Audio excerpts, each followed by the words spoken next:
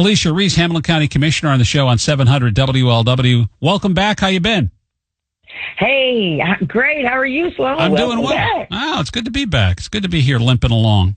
I saw that Butler County, a bunch of counties are doing stuff, right? Butler County is doing a $50 million property tax relief initiative. As I said, number one issue for voters right now is that. A bunch of other counties, too. I know that like Franklin County and others are doing things to try and relieve some of the burden. You saw this, and it was almost, a year ago? I think a year ago next month, this coming month, when you guys said, you know what, you're finally going to get that property tax rollback we've guaranteed when we built the new stadiums several decades ago now.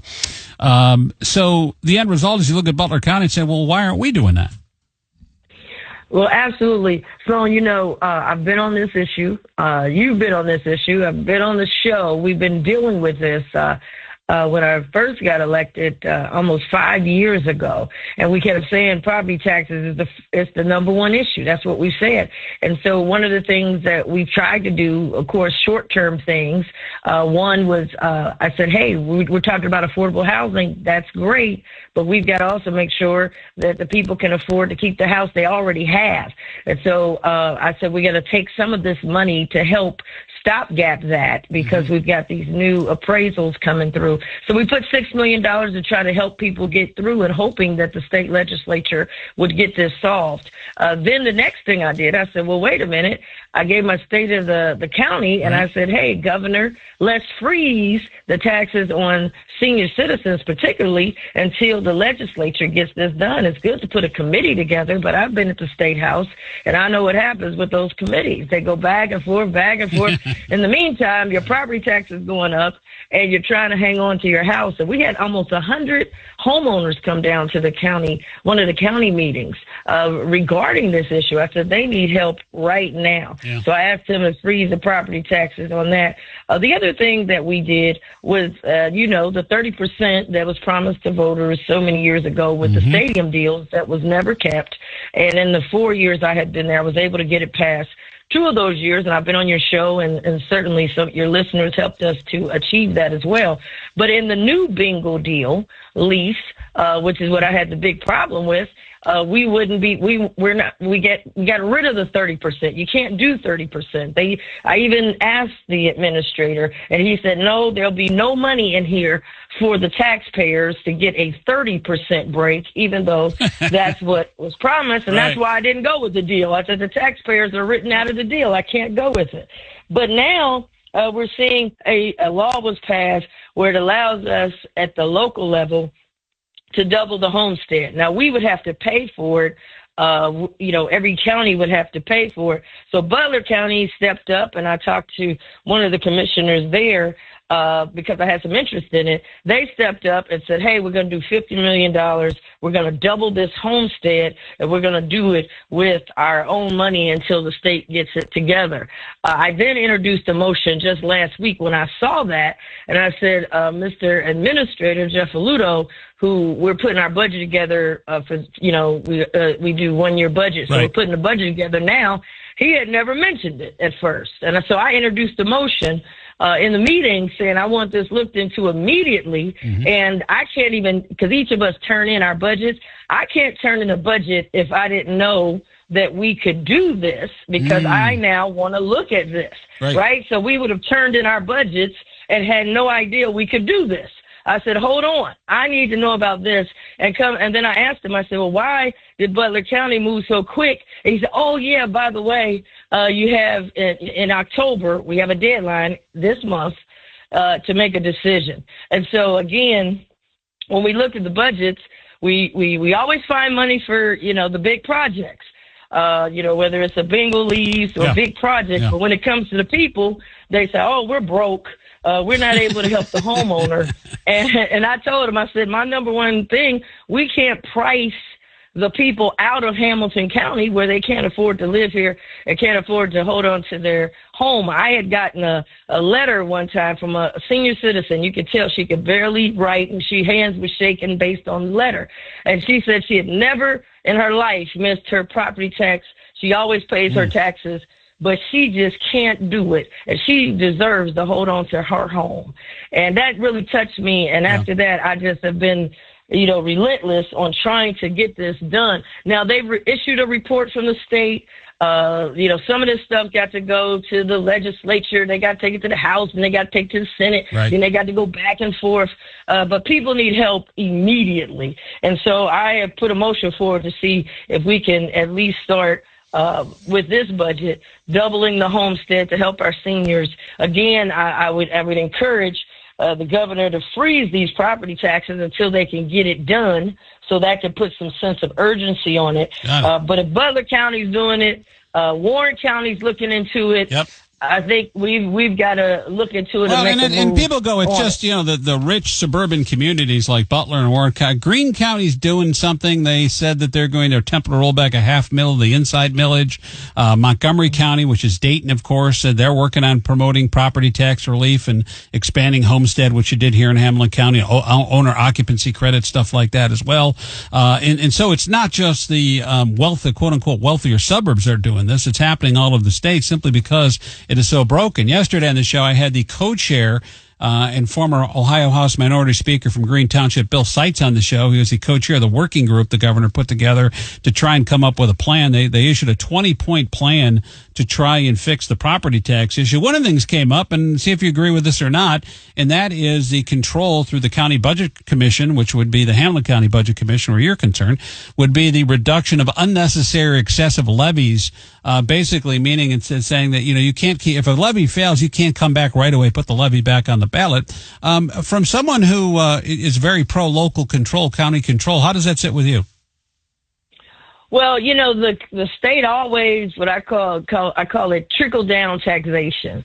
They cut things at the state level and they pass it on to the local level and really don't give us the power. I'll give you an example of people dealing with their sewer bills. And when I first got there, I said, well, wait a minute, let's try to put a freeze on it for senior citizens, et cetera. They said, no, you can't do that because the state, you got to get approval from the state. And then the state never did give us approval. They're still running around talking about they got a bill, but they never put it in the budget.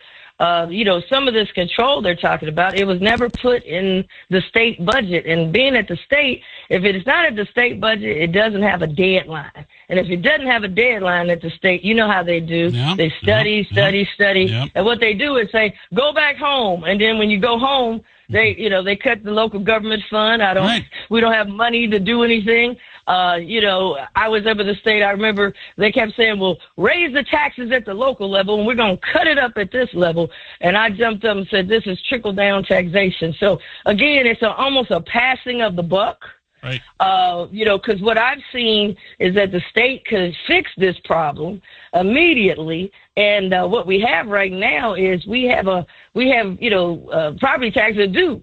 And bills are due right now, and we're talking about studying it and a long-term approach. I think we need a long-term plan, but the lady that wrote me and the other people that I've interacted with, they need a right now plan, and I'm hoping that there are some things that we can do. Yeah. Hopefully, doubling this homestead will be. Hopefully, we can move forward with it. The debate though is, does the local people pay for it? Or does the state give us the money to pay to double? Well, that's the problem, right? This goes back. If the state's going to do it. Well, and the problem is, of course, it goes back to Strickland. And the idea was, hey, you know what? We've got to right-size the state budget. And so what we're going to do is we're going to cut off all the local money because we'd send our money to Columbus, kind of like we do Washington, and it trickles back to us. And that was the plan. All right, so we send our money. Well, you know what? We're going to do stuff at the state level. We're going to cut off the local supply to counties, municipalities, and the like.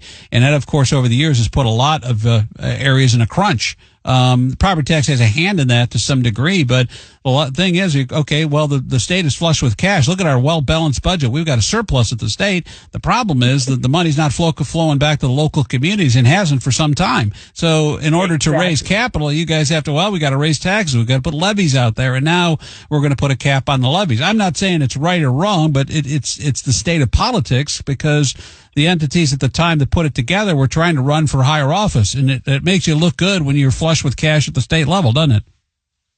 Well, yeah, at the state level, they always say, we got this rainy day fund. I said, well, it's storming down here where I'm at in Hamilton County. Right. Give it to us. And like you said, once you send it, It's just like Washington. Once you send it to Washington, it never comes back. We only get a small percentage. Once you send it to the state, it doesn't come back. Just like unclaimed funds, which I'm pushing, Sloan, right now with my 513 relief bus. We're trying to help people get their money back. They want to give our money to Cleveland. We're not getting it back here. They gave $600 million in the budget for the Cleveland Browns out of our unclaimed money. I'm telling everybody, claim our money. I'll push back a little on that one. That's money that's been sitting around for 10 years. And I would say this, like, if you're not plugged in enough to hear all the people talking about unclaimed funds, you go check the website. I went and checked, and I got like a check. Eventually, it took like 30 years, but I got a check for $400. I was pretty happy, in unclaimed money that was owed to me. But, you got to get off your ass if it's your money and get it. After 10 years, I'd say it's public money. But let me say this, though. For years, people, because of the scams, people were thinking, is this real? Is this a scam? Is this one of those fraud things? So you had to get over that. And then they made it kind of difficult. Those who were in the know, who got, were able to do it. So now we're going to make it simple. We've got the laptops. We got the 513 relief bus. They can go to 513relief.org, find the bus, and they can go. I saw a lady, a senior citizen, she jumped up and said, "What?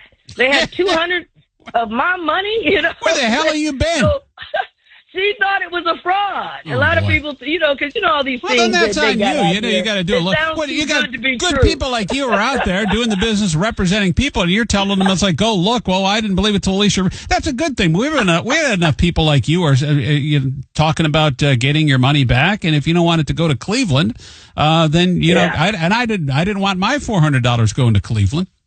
Well, I'll be honest with you. I didn't know we had $4 billion sitting up there. If unclaimed funds, I'll be honest with you. That's a lot of money. A lot of people could be helped if they were saying we're going to put that money toward the homestead, wouldn't it? Help people with property tax. Browns are getting a news. And by the way, you got that deal done. We got the stadium deal done and all that stuff. Stadium deal. Okay, we got the stadium deal done. And then we turn around and the Bengals are terrible. Can we get our money back? Well, Sloan, I tried to tell you that you got to read the fine print in these deals, and the taxpayers was written out. Now I'm on your show, and you're hollering, "We want our money back. We're not winning." And at the same time, Grandma's house, she can't hold on to her house. Yeah. What did we get out of the deal? We needed one of those Denver Bronco deals where they said they're putting up all private money, and we could have saved Grandma's house. And so now we're fighting again to hold the property taxes. We took out the 30%, so now you can't get the 30% rebate that you and I have been fighting for every single year. At least you could get something back. Yep. And that's not happening. And now we're not winning. And now we got a deal, and we got a lease that will end at the same time as the Reds lease. Oh, my God. We got problems. Sloan, maybe I should have come on here, Sloan. You done gave me a headache. Yeah, now I got you worked up. You're the one who wanted the damn job, and now you don't want the damn job. I want the job, but I'm trying to tell the people I'm only one vote. And even with the property taxes last time, we had to fight. It was a 2-to-1 vote. I mean, we didn't get it unanimous. So again, we're gonna keep fighting for this. I got a motion out. Right. We're getting ready to do the budget, and I told Mr. Ludo, now we can't say we're broke today, and then tomorrow you got a $850 million, close to almost $1 billion bingo lease. And the taxpayers are left out. So that's what we're doing. But Sloan, on Wednesday, next Wednesday, put on your pink. I get it. Put on your pink. It's Breast Cancer Awareness Day. My mother passed from it. A lot of other people had cancer. Yep. I've got a cancer caucus. State of cancer is hitting everybody. It doesn't care about your age, your race, your social status. The rates have gone up in Hamilton County. So we've got doctors and a call to action so that we get more screenings at no copay and all that. Good. And we're doing it next Wednesday. I want all celebrities, all the people in Hamilton County. We're wearing pink, but it's not just breast cancer. We're gonna take on all of the cancer and look at how we can get more money, more clinical trials, and more cures, but we got to do it through early detection. Well, I lost my mama from non-Hodgkin's lymphoma, and breast cancer has hit friends and family members, so I know it all too well. And I'm glad you're raising awareness for it. I'll be glad to wear pink. next Wednesday, the Cancer Caucus. She is Hamilton County Commissioner Alicia Reece, trying her best to try and get some of that money back. All right, Alicia, I got to get going. I always love having you on. Well, you're a spark of light in an otherwise dismal Hamilton County. Let me put it that way. well, thank you. Let's keep the fight going. All right.